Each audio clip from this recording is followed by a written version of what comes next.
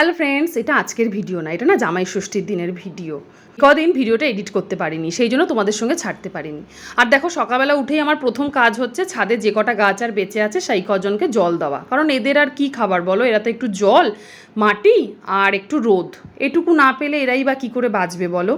তোমরা আমাকে অনেকেই কমেন্ট করেছো যে দিদিভাই জামাই ষষ্ঠী কেমন কাটালে। সত্যি কথা বলতে কি, জামাই ষষ্ঠী কিন্তু ভীষণ ভালো করে কাটতো, কিন্তু এখন আর কাটে না। কারণ আমার বাবা যেদিন থেকে মারা গেছে সেদিন থেকে জামাই ষষ্ঠী আমাদের বাড়িতে হয় না, মানে আমার বাপের বাড়িতে আর কি। আমার বাবা মারা গেছে 4 বছর হয়ে গেছে, কিন্তু আমি কিন্তু এই জামাই ষষ্ঠীর দিন আমার হাজব্যান্ডকে সব কিছু রান্না করে খাওয়াই, কারণ আমার ভালো লাগে। আমার বাবাও তো সব কিছু এনে খাওয়াতো। তো আজকে সেই অনুযায়ী আমি আর আমার হাজব্যান্ড দুজনেই বাজারে গেছিলাম। বাজার থেকে কিন্তু অনেক কিছু নিয়ে এসেছি, তবে সব তোমাদেরকে রান্না আজকে দেখাতে পারবো না।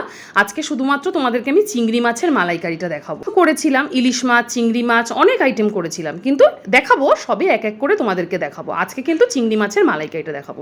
প্রথমেই তোমরা দেখলে আমি নারকেলটাকে ভালো করে মিক্সিতে পেস্ট করে দুধটাকে কিন্তু বের করে নিলাম। আর এদিকে পেঁয়াজ ছাড়িয়ে নিলাম, একটা পেঁয়াজ, আর বেশি না, অল্প একটু কাঁচা লঙ্কা।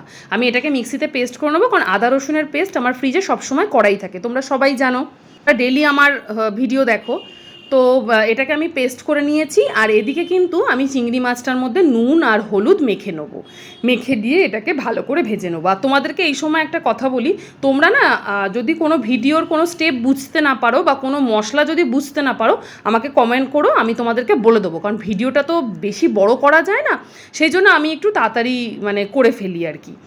অনেক সময় হয়তো অনেক মানে মশলার নামও হয়তো আমি নিতে মনে থাকে না, তো সেই জন্য তোমাদের বললাম। তো মাছটা দেখো আমি ভেজে নিলাম ভালো করে, হালকা করে এপিটোপিট করে, আর গোটা গরম মশলা ফোড়ন দিয়ে দিলাম, আর মিক্সিতে বানানো পেস্টটা দিয়ে দিলাম, আর আদা রসুনের পেস্ট দিয়ে দিলাম একটু হলুদ, আর কিন্তু দেবো সামান্য একটু জিরের গুঁড়ো, দেবো অল্প একটু লঙ্কার গুঁড়ো। আর এই দিয়ে কিন্তু মশলাটাকে ভালো করে কষাবো। আর এই কষাতে কষাতে তোমাদের সঙ্গে একটু গল্প করি।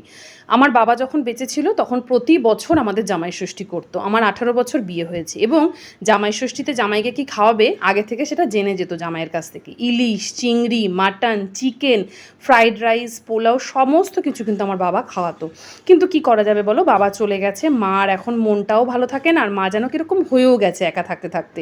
আমরা দুই বোনেরই বিয়ে হয়ে গেছে, আর অত বড় বাড়ির মধ্যে না একা থাকে, সেই কারণে মা এখন এসব আর করে না, আর আমরাও কিছু বলি না। তো ঠিক আছে, তাতে কি হয়েছে, আমারও তো কর্তব্য, আমারও দায়িত্ব, আমিও তো বাবার বড় মেয়ে, তাই না বলো। আমার যদি কোনো দাদা থাকতো সেও তো করতো কিছু না কিছু। তো আমি কিন্তু আমার হাজব্যান্ডকে এই জন্যই নিজে বাড়িতে রান্না করে খাওয়াই। আমার চিংড়ি মাছের মালাইকারি কিন্তু একদম রেডি। কোনো জায়গায় যদি বুঝতে অসুবিধা হয় আমাকে কমেন্ট করো, আমি বলে দেবো, রিপ্লাই কমেন্ট করে দেবো। আজ তাহলে আসি, দেখা হবে আবার একটা নতুন ভিডিওর সঙ্গে। টাটা।